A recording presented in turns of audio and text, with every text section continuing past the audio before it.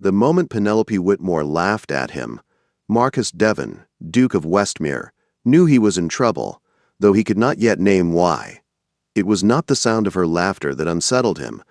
It was the way it lingered in the quiet library, warm and careless, as if the rules that governed his life did not exist in that room. The library at Hartwell House had always belonged to the three of them. Tall shelves lined with leather-bound books reached toward the ceiling. Sunlight spilled through high windows, dust dancing in the air. It was the one place where Marcus could forget he was a duke, where Benjamin Whitmore could forget he was an heir, and where Penelope could forget she was expected to be gentle, agreeable, and silent. "Absolutely not," Penelope said, her eyes never lifting from the book resting on her lap. Her dark hair had slipped loose from its pins, a sure sign she had been reading for hours without concern for appearances. "I have plans next month, Benjamin. Real plans, not your schemes." Benjamin leaned forward, elbows on his knees, his grin wide and unapologetic. "We lost last year. Lost to those smug Bavarians who would not stop boasting. I need revenge, and I need you." Marcus watched them from his chair. His posture relaxed by habit, though tension had coiled in his chest the moment Benjamin mentioned taking Penelope across the channel. For 3 years, their annual trip had been sacred. 3 weeks where he was not the Duke of Westmere. 3 weeks where responsibility loosened its grip. "Your brother has a point, Penelope," Marcus said lightly, though his jaw tightened. "But I am not convinced dragging you to a card tournament qualifies as destiny." Penelope finally looked up. Her green eyes met his, sharp and amused. "I was not aware you wanted me there, Your Grace. If memory serves, you explained only last month that these trips were vital to male friendship and should never be spoiled by female presence." "I never used the word spoiled," Marcus said. "You implied it," Benjamin laughed, delighted. "This is exactly why she should come. You play better when she annoys you, Marcus. You get that look like you plan to destroy something, and Penelope sees patterns no one else notices." "I have other obligations," Penelope replied calmly. "Lady Hawthorne invited me to her estate." "A reading circle." Benjamin groaned. "You can read anywhere. When will you see real life, if not now?" "I am perfectly satisfied with my life." Marcus shifted, discomfort growing sharper. He should have agreed with her refusal. He should have wanted her to stay behind. Instead, the idea of 3 weeks without her voice, her sharp wit, her constant challenge, felt wrong in a way he could not explain. "I am against this plan," Marcus said firmly. "Penelope does not wish to come, and I will not spend my holiday watching over her." Penelope rose slowly, placing her book aside with care. "You believe I am a burden. I believe you are Benjamin's sister, and therefore our responsibility." Her smile was thin and dangerous. "Then I shall certainly stay home." "Good," Marcus said. "Except now I am reconsidering," she added calmly. "I dislike being told what I cannot handle." Benjamin's grin returned at once. Victory was near. "What will it take to convince you?" "The complete architectural history collection from Harper and Sons," Penelope said. Benjamin laughed. "Done." Marcus said nothing. He already knew he had lost. 2 weeks later, the journey began. 4 days of travel carried them farther from New York society and closer to a freedom Marcus had once embraced without thought. Inns grew louder. Rules loosened. By the time they reached the coast and boarded the ship bound for France, even Penelope had softened, her excitement peeking through her careful manners. Marcus kept his distance. He always placed Benjamin between them. He found excuses to inspect luggage, speak with porters, check arrangements. On the ship, there was no escape. "You are being ridiculous," Benjamin said bluntly as they stood on deck, the French coast emerging through morning mist. "Whatever this is, end it. We need her." "I am focused on the tournament," Marcus replied. Benjamin studied him with unsettling clarity. "You have barely spoken to her in 4 days. That is not like you." Marcus said nothing. When Penelope joined them on deck, her face bright with wonder, Marcus felt something crack inside him. "Is it always this beautiful?" she asked. Wait until the city, Benjamin said. It is loud and chaotic, Marcus added. You must stay close. She gave him a look. I am not a child. And here, I believe you are just Marcus. He turned away too quickly. Marseille overwhelmed Penelope from the moment they arrived. The port buzzed with voices, color, and motion. Spices filled the air. Buildings glowed in warm tones. No one looked twice at her. No one knew her name. Their hotel was modest but elegant. From her window she watched the street below, laughter drifting upward, music echoing between buildings. This was not borrowed freedom. This felt real. That evening, Benjamin led them to a crowded cafe alive with sound. People of every class mixed freely. Wine flowed. Music played. Penelope felt herself loosen, laugh more easily, breathe more deeply. Marcus watched her, his restraint thinning. You remember when you convinced Benjamin the North Tower was haunted, he said at last. Penelope laughed. It worked. You are merciless, Benjamin said. She sipped her wine, bold now. You should have paid attention during the house tour. Marcus smiled despite himself. For a moment, the world narrowed to the table between them. Later, they met the tournament host, a sharp-eyed Frenchman who welcomed Marcus and Benjamin with thinly veiled boredom. When his gaze settled on Penelope, it sharpened. You look like a player, he said. I only observe, Penelope replied. Pity, he said. The tournament begins in 3 days. That night, Marcus stood in the hotel courtyard staring at the fountain when Penelope joined him. You do not want me here, she said quietly. No, he admitted. Why? Because things are different. She stepped closer. Different how? He could not answer. He left instead. The following days passed in a blur of observation and strategy. Penelope watched matches, noting patterns, signals, weaknesses. Marcus listened despite himself. Her insight was precise and devastating. You see things others miss, he told her one night. You never noticed because no one thought to ask. Her words stayed with him.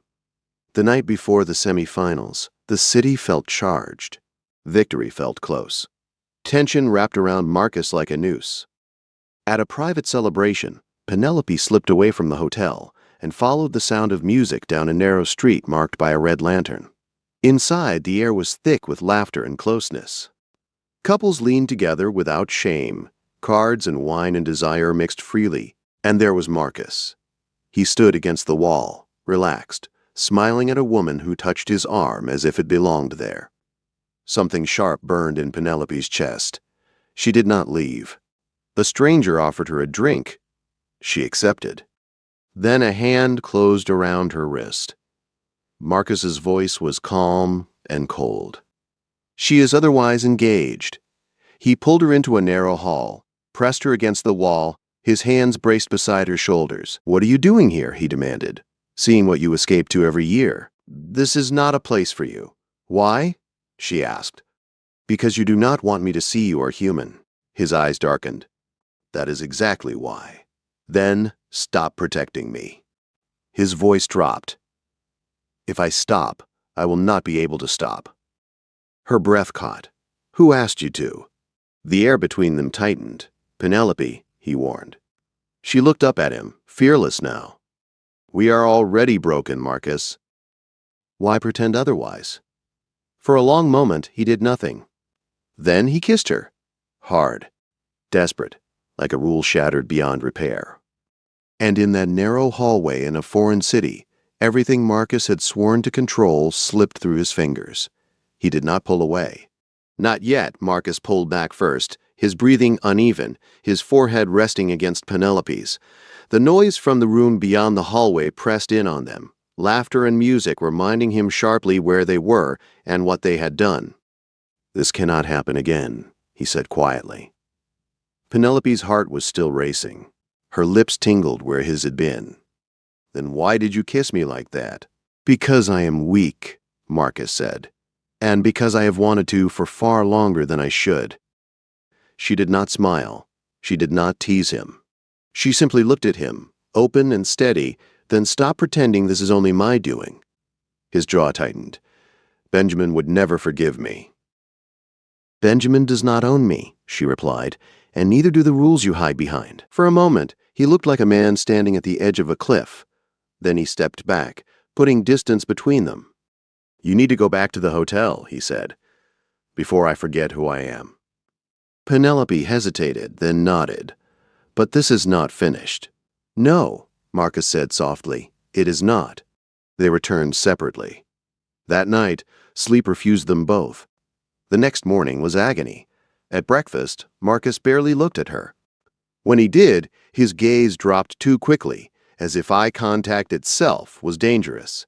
Penelope sat across from him, every movement careful, her mind replaying the kiss again and again. Benjamin noticed nothing. He talked excitedly about the semifinals, about strategy, about the Bavarian couple they would face again. During the match that afternoon, Penelope forced herself to focus. The Bavarians were sharp and disciplined, but she saw the same signals as before. She leaned close to Marcus once, just enough to whisper, 2 taps before a strong hand. "Watch his eyes." He nodded. All concentration. They won by a narrow margin. The crowd applauded. Marcus crossed to her immediately after, his voice low. "You saved us again." "You played it," she said. He held her gaze for a heartbeat too long, then stepped away. That night, Marcus did not go to the celebration. He claimed fatigue. Penelope lay awake, staring at the ceiling, her chest tight with questions she could not ask. The pattern continued. By day, distance. By night, silence heavy with restraint, until Marcus broke. 3 nights later, Penelope stood alone by the courtyard fountain, convinced he would not come. When footsteps sounded behind her, she did not turn. "This is a terrible idea," Marcus said. She faced him. "Then why are you here?" "Because I cannot stay away." He crossed the space between them and kissed her again, slower this time, deeper. Penelope clutched his coat, all composure gone. When he pulled back, his eyes were dark and unguarded. "We must be careful," he said. "If Benjamin finds out now, it will destroy everything." "Then do not let him find out," she said simply. They agreed to secrecy. Public distance. Private truth. For the next days, they lived between worlds. In public rooms, Marcus was polite and distant. In passing hallways, his fingers brushed hers. At night, he met her in shadows, stolen moments that burned brighter for their risk. Penelope had never felt so alive, never felt so seen. The finals arrived sooner than expected. The Spanish brothers were confident, aggressive, dangerous. The room buzzed with anticipation. Penelope watched closely, noting tension between the brothers. She whispered her observations during breaks. Marcus trusted her completely. They won. The final card hit the table and the crowd erupted. Benjamin laughed, shouting, clapping Marcus on the back. Money changed hands. Glasses were raised. Marcus did not look at the crowd. He looked at Penelope. Later that night, in the chaos of celebration, Marcus found her alone on a balcony overlooking the street. "We did it," he said. "We did," she replied. He took her hands. "Penelope, this is no longer just desire." Her breath caught. "I know. I am falling in love with you." The words were quiet but solid, like a vow spoken too soon. She smiled through sudden tears. "I think I already have." They kissed beneath the stars, a promise forming between them without words. But promises are fragile things. 2 days later, Penelope sat at a cafe with a woman she had befriended, laughing over stories. When the conversation turned casual, careless words slipped from her mouth, shaped by fear more than truth. "It is only a holiday romance," she said lightly. "Something fun. Nothing serious." She did not see Marcus standing just inside the doorway. He heard every word. The distance returned instantly. Cold, polite, unreachable. Penelope felt it before she understood it. His eyes no longer sought hers. His voice was formal. That night, he did not come. When she finally cornered him the next morning, desperation edged her voice. "What did I do?" "You were honest," he said flatly. "I was protecting us." "By erasing me," he replied. Pain flickered beneath his control. I heard you. I know where I stand. That is not true. It is exactly true. 2 days later, they returned to America in silence. What they had built in freedom collapsed under misunderstanding, pride, and fear, and neither of them knew yet how deeply the damage would cut. The return to New York felt colder than the crossing over the ocean. The city rose before them, familiar and unforgiving, its streets bound by rules Penelope now felt pressing against her chest with every breath. Marcus did not visit Hartwell House. Days passed, then a week. Benjamin noticed.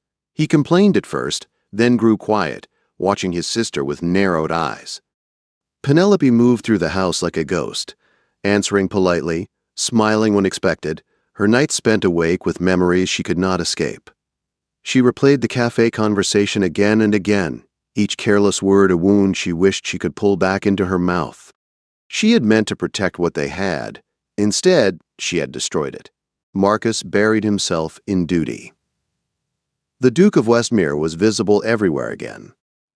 At council meetings, at dinners, at events where his presence was required and his heart was not. He told himself he had done the sensible thing. Love, built on secrecy and fear, could never survive the world they lived in. Still, he found himself looking for her in every room. 2 weeks after their return, the Whitmores hosted a small dinner. The guest list was harmless enough. Family, friends, familiar names. Marcus's mother insisted he attend. Penelope learned he was coming when her maid mentioned his name while fastening her gown. Her hands shook. At dinner, Marcus was perfect. He spoke easily. He smiled at the right moments. He addressed Penelope as Miss Whitmore, his tone distant and correct. It hurt more than anger ever could. After the meal, Benjamin drew Marcus into the study. Penelope followed, her resolve brittle but firm. I need to speak with him, she said. Benjamin looked between them, suspicion sharpening. Alone.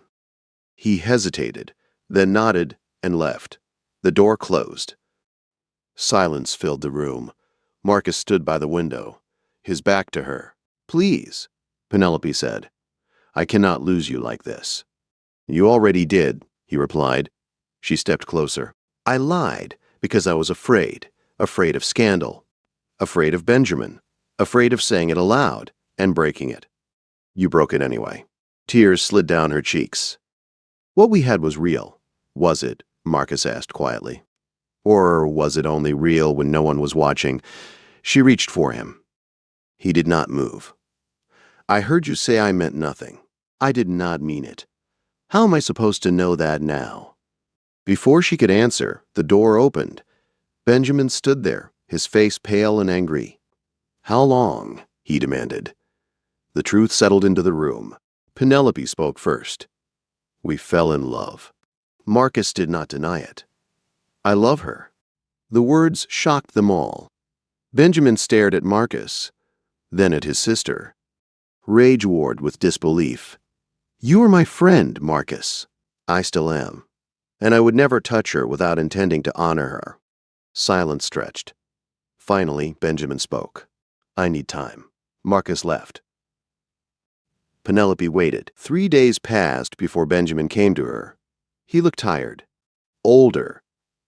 I do not forgive you yet, he said. But I know Marcus. If he says he loves you, he means it. And if you love him, then I will not stand in your way. Relief broke through her like light. Marcus returned that evening. They met in the garden, beneath fading autumn leaves. I was wrong, he said. I let pride speak louder than love. I was wrong too, she replied. I should have been brave. He took her hands. I cannot promise ease, only truth. That is all I want. When he kissed her this time, it was slow and certain, not stolen, but claimed. Their courtship was proper. Public. Talked about. Society whispered. Marcus did not care. He proposed in the same library where their story had begun. Penelope said yes without hesitation. They married in the spring. Benjamin stood beside Marcus. Their parents smiled through tears. Months later, Marcus surprised Penelope with travel plans. France again, he said. She laughed. With no secrets this time. No rules, he agreed. Together, and this time, nothing stood between them.